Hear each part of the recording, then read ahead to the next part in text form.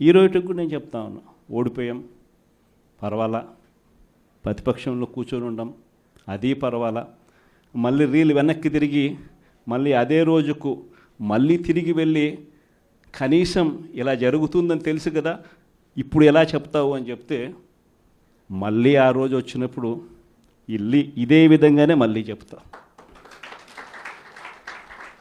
ఎందుకనంటే రాజకీయాలలో విలువలు విశ్వసనీయత అన్న పదానికి అర్థం అది. ఎన్నికలు ఎప్పుడొచ్చినా కూడా అదే విలువలు అదే విశ్వసనీయత అన్న ఒకే ఒక్క పదం మీద మళ్ళీ వైఎస్ఆర్సీపీ మళ్ళీ అఖండ మెజారిటీతో మళ్ళీ గవర్నమెంట్.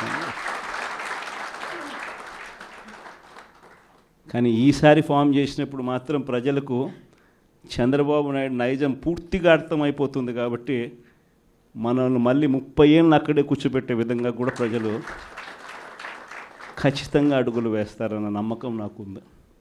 ఎందుకంటే ఈరోజు ఒకవైపున ఇచ్చిన హామీలన్నీ కూడా పక్కకి వెళ్ళిపోవడం అన్నది ఒక ఆస్పెక్ట్ అయితే, రెండో ఆస్పెక్ట్ ఏమిటి అని అంటే ప్రతి వ్యవస్థ నిర్వీర్యం అయిపోయింది.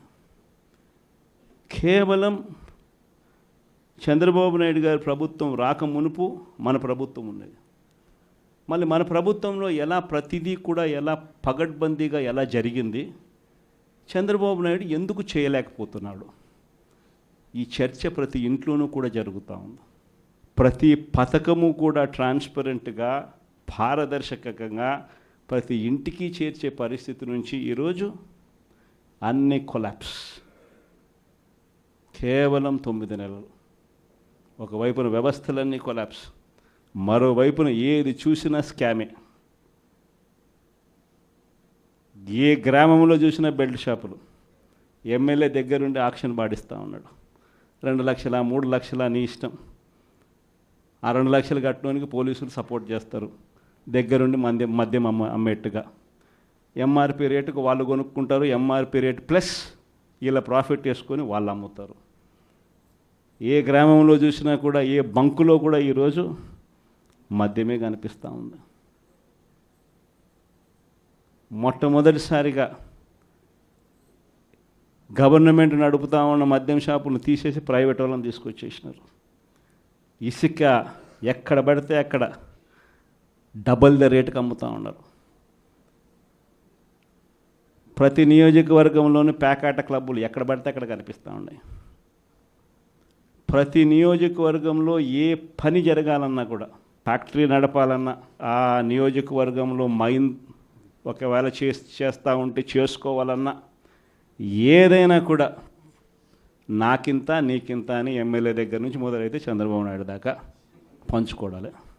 ఇవన్నీ కూడా ఏ స్థాయిలో జరుగుతూ ఉన్నాయనంటే నిజంగా ఈరోజు వైఎస్ఆర్సీపీ పార్టీ కానీ వైఎస్ఆర్సీపీ ఎమ్మెల్యేలు కానీ ఈరోజు నిజంగా చాలా మంచోళ్ళ కింద కనిపిస్తూ ఉన్నారు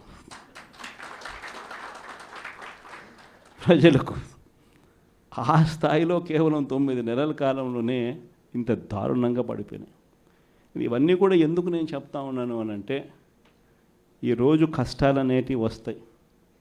ప్రతిపక్షంలో ఉన్నప్పుడు, రాజకీయాలలో మరీ ముఖ్యంగా ఉన్నప్పుడు ప్రతి ఒక్కరూ కూడా ఒక్కటే గుర్తుపెట్టుకోవాలి, కష్టం రానిదే సుఖం రాదు.